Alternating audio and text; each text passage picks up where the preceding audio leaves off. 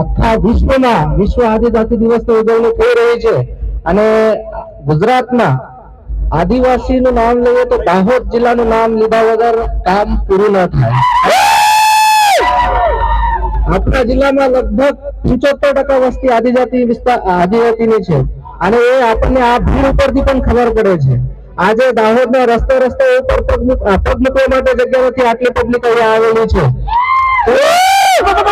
વિશ્વ આદિજાતિ દિવસની આપ સૌને રાજ્ય સરકાર વતી, જિલ્લા વહીવટી તંત્ર વતી, પોલીસ તંત્ર વતી ખૂબ ખૂબ શુભકામનાઓ।